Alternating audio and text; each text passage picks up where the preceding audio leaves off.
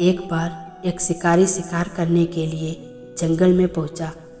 उसने अपने तीर पर बहुत ही खतरनाक जहर लगाया और शिकारी को निशाना बना करके उसने तीर को छोड़ा, लेकिन उसका तीर चूक गया और तीर एक पेड़ पर जाकर लगा। वो पेड़ बहुत ही हरा भरा था और बहुत सारे तोते उस पेड़ पर रहते थे। जैसे ही वो जहरीला तीर उस पेड़ पर जाकर लगा, वो पेड़ धीरे धीरे सूखने लगा और उस पेड़ पर जो भी तोते रहते थे वो एक एक करके उस पेड़ को छोड़कर जाने लगे।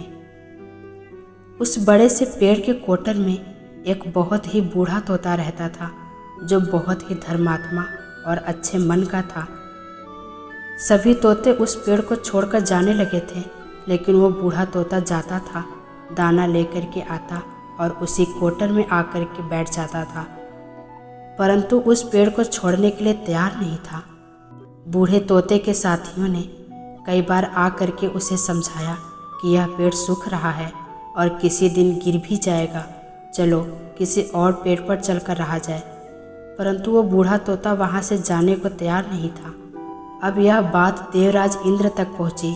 उन्हें बताया गया कि एक तोता है, वो जिस पेड़ पर रहता है उस पेड़ पर एक जहरीला तीर लगने के कारण वो पेड़ सूखने गिरने ख़त्म होने के कगार पर आ पहुंचा है और एक बूढ़ा तोता अभी भी वहीं पर रह रहा है। वो दाना लेकर आता है और वहीं पर रहता है, जबकि उस जंगल में बहुत सारे पेड़ हैं, लेकिन वो उसी पेड़ पर रह रहा है। देवराज इंद्र प्रकट हुए और उस बूढ़े तोते से कहने लगे कि आप बहुत धर्मात्मा हैं, बहुत ही अच्छे मन के हैं, लेकिन आप इस पेड़ को छोड़कर किसी और पेड़ पर चले जाइए, क्योंकि यह पेड़ कुछ ही दिनों में गिर जाएगा। तालाब के पास में बहुत से बड़े बड़े हरे भरे पेड़ हैं, बड़े बड़े कोटर हैं, उन पेड़ों पर फल भी लगे हुए हैं, उन्हें वहीं पर तोड़कर खा सकते हैं, परंतु यहाँ से आप चले जाएं। तोता बोला, माफ़ कीजिएगा, इस पेड़ ने मुझे जीवन दिया है, शिकारियों से मेरी रक्षा की है, हर मौसम में मेरे साथ रहा है, एक कोटर मेरा घर है, यहाँ मैं पला बढ़ा हूँ, इस पेड़ को मैं छोड़कर कैसे जा सकता हूँ? इस पर संकट आया है तो क्या हुआ, मैं इसे छोड़कर चला जाऊँ? मैं ऐसा कभी नहीं कर सकता।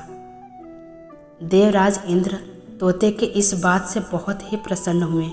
उन्होंने तोते से कहा, मैं आपके इस बात से बहुत ही खुश हूँ, मांगो जो आपको मांगना हो।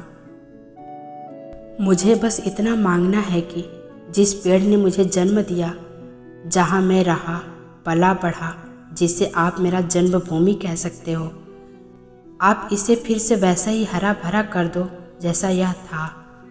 देवराज इंद्र ने अमृत से उस पेड़ को सींच दिया और पहले की तरह हरा भरा कर दिया। अब वापस से उस पेड़ पर आकर के बाकी तोते रहने लगे। वो बूढ़ा तोता कुछ समय तक जिंदा रहा, फिर उसकी मृत्यु हो गई और वह स्वर्ग में चला गया। दोस्तों, जब भी कभी इंसान के बुरा दौर आता है तो इमोशनली वो टूटा हुआ होता है, उसे किसी के सहारे की ज़रूरत होती है, किसी की आवश्यकता होती है।